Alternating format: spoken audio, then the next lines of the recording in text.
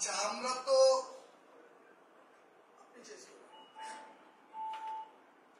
আমরা মূলত QCO change over, quick change over বা এসএমইটি নিয়ে অনেক স্টাডি করেছি, অনেকে আবার আমরা এটার সাথে অনেক ইউজ টু। তো আসলে আজকে এই বিষয়টা এখানে আমরা নিয়ে আসছি এই কারণে অল্প সময়ে যতটুকু বলার চেষ্টা করব, একটা থিওরিটিক্যাল এবং আমাদের রিয়েল লাইফ কেস স্টাডির মাধ্যমে আমরা যেই ধরনের প্রবলেমগুলো পেয়েছি সেগুলো সমাধান করার জন্য। তো শুরু করা যাক।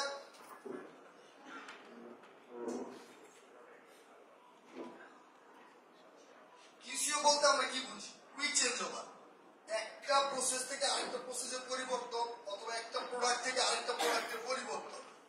এখন এই কিউসিও কনসেপ্টটা কিন্তু এসএমইটি থেকে আসছে, যেটা single minute exchange of dies, যে আমার একটা প্রোডাক্ট থেকে আরেকটা প্রোডাক্ট বা একটা পজিশন থেকে আরেকটা পজিশন বা একটা ফর্ম থেকে আরেকটা ফর্মের পরিবর্তন সিঙ্গেল মিনিট হবে, সেটা 10 মিনিটের নিচে, দ্যাট মিন্স 9 থেকে যে কোনো একটা সময়ের ভিতরে আমরা এটা পরিবর্তন করতে যেন পারি।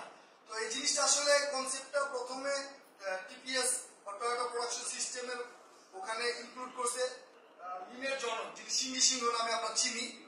তো এখানে অনেকগুলো টুলস টেকনিক দরকার, সেগুলো আমি ওয়ান বাই ওয়ান বলবো। আসলে এই কিউসিও কেন দরকার? আমাদের কিউসিও দরকার হচ্ছে এই জন্য যে এটার একটা বেস্ট প্রিপারেশন দরকার, যাতে আমাদের চেঞ্জেস গুলো খুব দ্রুত হয়, কোনো অবস্টাকল না হয়, এবং এখানে আমরা লেস ডাব্লিউএফ ইউজ করে আমরা কিন্তু কিউসিও করতে পারি।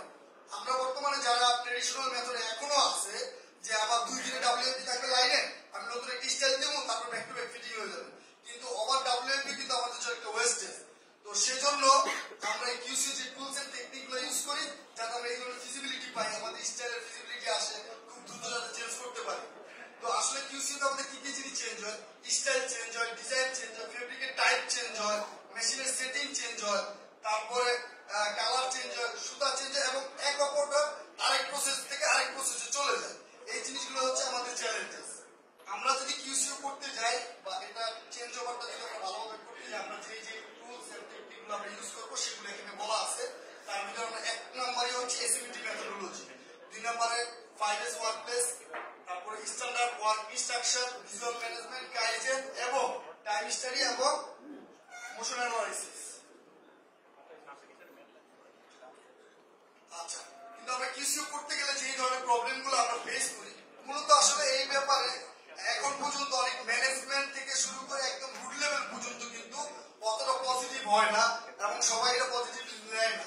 এবং আমাদের এই ইন্ডাস্ট্রিতে, আমাদের এই দেশে, সাবকন্টিনেন্টে এখনো অনেক স্ট্যান্ডার্ডাইজেশনের অভাব আছে, এবং আমরা আমাদের এই ব্যাপারে ট্রেনিং সেশন গুলো হয় না। আমরা কিন্তু মনে করি ট্রেনিং মানে time of wastage, but world বলতেছে যত বেশি আমরা ট্রেনিং করবো, আমাদের ব্রেন স্টর্মিং যত বেশি করবো, আমাদের স্কিল তত বেশি বাড়বে। তো ট্রেডিশনাল সেটআপে আমাদের চেঞ্জ ওভারে লং টার্ম সময় লাগে এবং মেশিনের ব্রেকডাউন অনেক বেশি যায়, আমাদের কোনো প্রিপারেশন থাকে না এবং প্রোডাকশন অনেক কম হয়।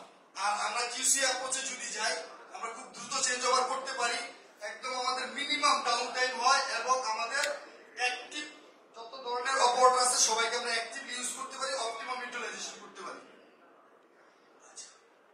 তো আমরা যে মেথড ফাইনালাইজেশন করব, আমাদের এই কিউসিও টোটাল পলিসিতে আমাদের যে টুলস গুলো লাগবে এগুলো এখানে দেওয়া আছে, কিন্তু আমি একটা রিয়েল লাইফ কেস স্টাডি থেকে আপনাদেরকে দেখাবো। এটা হচ্ছে আমাদের ফ্লো চার্ট।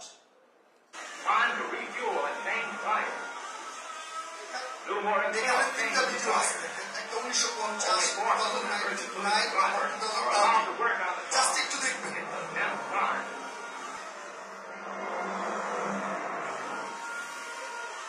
ভিডিও, ওখানে একটা গাড়ি সবকিছু চেঞ্জ করতে যতটুকু সময় লাগছে, সেম সময় 2009 সালে 3টা গাড়ি চেঞ্জ করতে পারছে, আর তার সেম সময় 2013 সালে অলমোস্ট 6টা গাড়ি চেঞ্জ করার মেথড চলে আসছে। তো এটার যে রিয়েল লাইফ, এখন আমরা রিয়েল লাইফে যেটা করেছি সেটাই আপনাদেরকে দেখাবো। সবচেয়ে একটা ইন্ট্রোডাকশন করে দিই। এটা সাতটাতে আমি যখন ছিলাম তখন আমি এটাতে খুব ইউজ টু ছিলাম, এবং আমার দুজন কলিগ আছে এখানে, senior colleague, they are very much use to, they are very much knowledgeable about that, because of এটার যে অ্যাচিভমেন্ট, এটা আমাদের সবার, আমরা তাদের কাছ থেকে শিখেছি এবং আমরা ইমপ্লিমেন্টেড করেছি। তো কিউসি এর শুরু থেকে আমরা যেটা করব, একদম প্রথম আমরা মান্থলি যে স্যাম্পল রিভিউ মিটিং করি, তারপর আমরা উইকলি প্ল্যান তৈরি করবো। উইকলি প্ল্যান থেকে আমরা এভরি উইক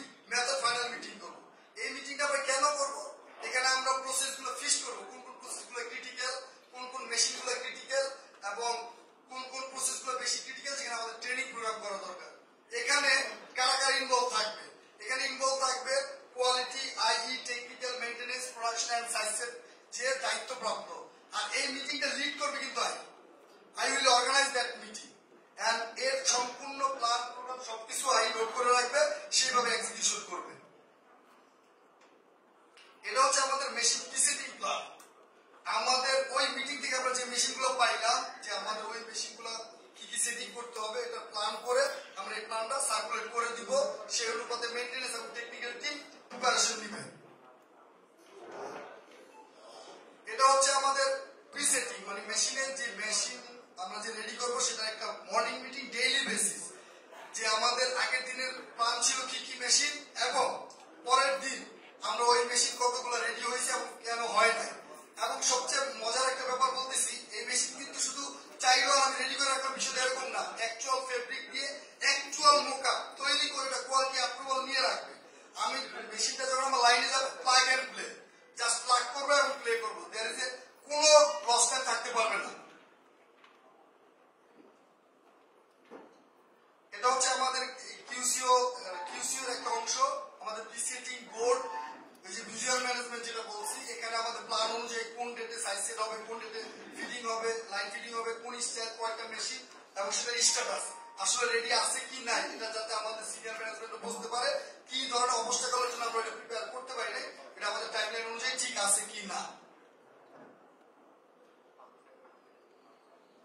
এটা হচ্ছে আমাদের অ্যালোকেটেড স্পেস, যেখানে আমরা মেশিন প্রিসেটিং করি, কারণ লাইনের মধ্যে চিন্তা করে যদি বা মেকানিজম রেডি করে রাখবে, স্টিল আমাদের একটা চিন্তা আছে মেকানিজকে বলে দিচ্ছি তারা রেডি করে রাখবে, আসলে না, এটা একটা স্পেসিফিক জায়গা লাগবে, তারা অ্যাকচুয়াল ফেব্রিক দিয়ে মেশিনগুলো নিয়ে একদম প্রসেস রেডি করে রাখবে। এখানে ডেজিগনেটেড আমার স্পেস আছে প্রিসেটিং। এটা হচ্ছে ডুয়েবিলিটি মিন। আচ্ছা, ডুয়েবিলিটি সম্পর্কে কতজনের ধারণা আছে যে হোয়াট ইজ ডুয়েবিলিটি এবং এটা কেন দরকার? আমি জানি অনেকে হয়তো এটা নিয়ে কাজ করে না, বাট আমাদের কিউসিও যদি কিউসিওর মতো করে অ্যাচিভ করতে চায় তাহলে ডুয়েবিলিটি স্যাম্পল বানানো লাগবে।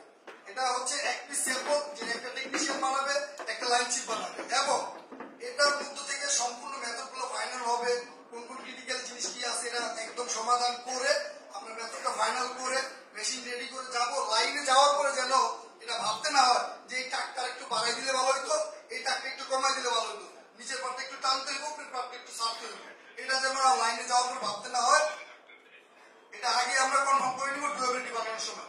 এবং এই ডুয়েবিলিটি বানানোর পরে লাইন চিপ আলাদা বানাবে, টেকনিশিয়ান আলাদা বানাবে, এবং হেড অফ কোয়ালিটি থেকে এটা অ্যাপ্রুভাল নিবে যে ইয়েস আমাদের যে ডিমান্ড কোয়ালিটি আছে ওই অনুপাতে যেন এটা বানানো হয়েছে। এটা হচ্ছে ওয়ার্ক স্টেশন লেআউট। এইভাবে আমরা স্টাইল অনুযায়ী ওয়ার্ক স্টেশন লেআউট করে গেলে জাস্ট লাইন লেআউটের সময় যদি এইভাবে আমরা মেশিনগুলো সেট আপ করি তাহলে আমাদের মানে সময়টা কম লাগবে এবং কোনো ধরনের ওই যে বটলনেক হওয়া বা কোনো ধরনের ওয়ার্কফোর্স প্রবলেম হবে না।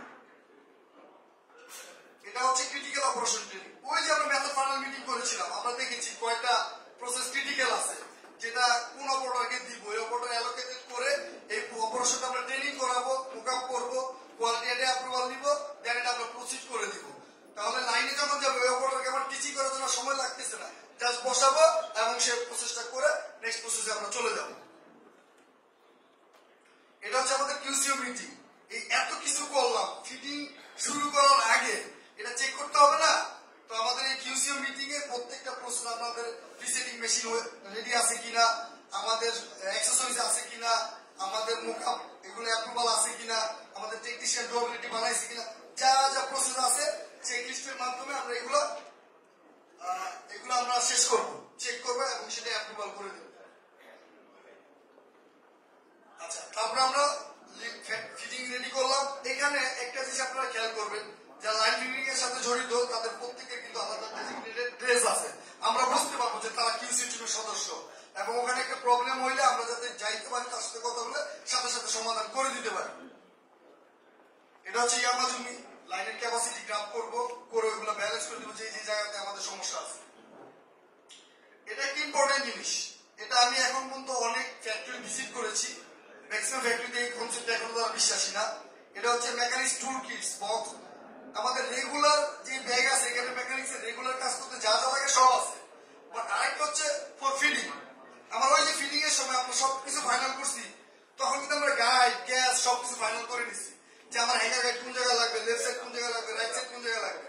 এগুলা হিস্টোরিকি আনতে এবং ইউজ করতে যে সময় যায় এই সময় লাগবে না, এটা মেকানিক্স ফিটিং এর সময় নিয়ে যাবে। তো এখানে আসলে এটার একটা রেজাল্ট দেওয়া আছে। আমরা নর্মাল যদি একটা 5 পকেট ধরি, একটা 5 পকেটের নর্মাল অপারেশন 30টা থেকে 35টার বেশি হয় না, বাট একটা 5 পকেট লেআউট করতে 9.66 আওয়ার, মানে অলমোস্ট 10 ঘন্টা লাগে। এখনো 10 ঘন্টা লাগে ফিটিং করে। বাট যদি আপনারা ভালো ভালো কোম্পানিতে যেতে গিয়ে দেখেন, শান্তাতে গিয়ে দেখেন বা সিকেডিলে গিয়ে দেখেন, একটা 5 পকেট লেআউট করতে 4.35 মানে 4.5 ঘন্টার বেশি সময় লাগে না। এবং এটার চলন্ত উদাহরণ আমি নিজে, যখন আমি টেকনিশিয়ান ছিলাম আমি করেছি। এবং যদি আমরা মিনিট হিসাবে যাই, আগে এক একটা প্রসেস চেঞ্জ ওভার করতে 20 মিনিট সময় লাগতো, এখন 9 মিনিট করে লাগে, তারও কম লাগে। মেশিন আইডিয়াল টাইম আগে অনেক হাই ছিল, এখন লো। এবং ডাব্লিউএপি আগে 2 দিনে ডাব্লিউএপি দিয়ে ফিটিং শুরু করতাম, এখন 5.5 ঘন্টা ডাব্লিউএপি দিয়ে ফিটিং শুরু করলে আমি ব্যাক টু ব্যাক ফিটিং করতে পারবো। আর হচ্ছে ওয়ার্ক স্টেশন গুলা আমরা অবশ্যই ভালো করে সাজাইতে পারি এবং ওয়ার্ক ফ্লো ভালো হয়। এবং সর্বোপরি একটা শেষ কথা বলি, সেটা হচ্ছে যে আমাদের লিড টাইম কমে যায়। কাস্টমার কিন্তু লিড টাইমের উপর অনেক ফোকাস করে। তো আমার প্রেজেন্টেশন এখানেই শেষ। যদি একটু যান্ত্রিক গোলযোগের কারণে অত ভালোভাবে বলতে পারি না, আমি সর্বশেষ কথা বলে আমার প্রেজেন্টেশন শেষ করে দিচ্ছি। যদি কারো কোনো কিছু বোঝার বাকি থাকে বা সমস্যা হয়, আমার সাথে ওয়ান যোগাযোগ করবেন, আমি অবশ্যই তাদেরকে বলে দিব, বুঝিয়ে দিব। এবং এই প্রেজেন্টেশনটা দরকার পড়লে আমার সাথে যোগাযোগ করবেন।